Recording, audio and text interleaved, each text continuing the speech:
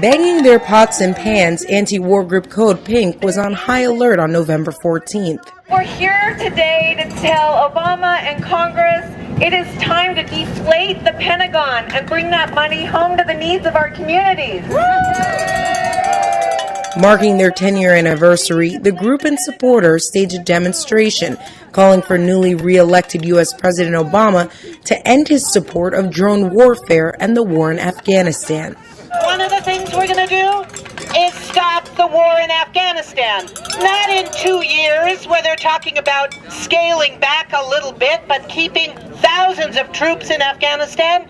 We want to end that war now. Of those 68,000 young soldiers in Afghanistan today, every one of them cost $1 million. Not because they're getting a lot of money, half of them qualify for food stamps, but because it costs so much to wage war across the world when you're having to fly in air conditioners to the tune of $22 billion a year. So what does it mean? You pull back one young soldier, that saves you $1 million. You can hire that soldier and 19 more back home for a $50,000 a year, good middle-class salary, enough to support a family. Code Pink then took their message to Capitol Hill and created this model drone with a sign that read, "Stop Killer Drones." Up to 4,100 people have been killed in covert U.S. drone strikes since the program began 10 years ago, according to the Bureau of Investigative Journalism in the UK. The administration doesn't want to publicize the numbers of people that they kill. They don't want to publicize exactly where these drones have struck. And investigative journalists, it's tough for them because the areas of Pakistan where these are used are very isolated areas that are very difficult and dangerous to get into.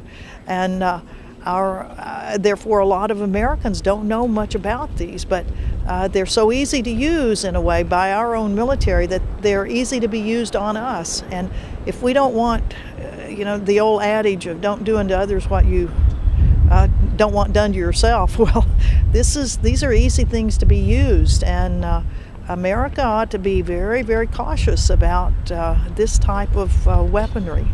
To illustrate civilian deaths from drone strikes, demonstrators recited the names of those killed, and then they covered themselves with stained sheets.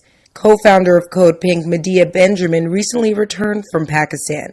She says that drone strikes are damaging America's image all over the world. They're also used in places that we have not declared any kind of war, and that's Pakistan, Yemen, Somalia, and most recently the CIA has asked for more drones to be used in northern Africa. They're concerned about the, quote, vacuum of power in Mali and Libya, and that al-Qaeda will take a foothold there. There have been thousands of people killed by the drones, but it's a secret program, so our government doesn't reveal the numbers. From the Bureau of Investigative Journalism in the UK, we get a sense that about 3,200 people have been killed in Pakistan alone.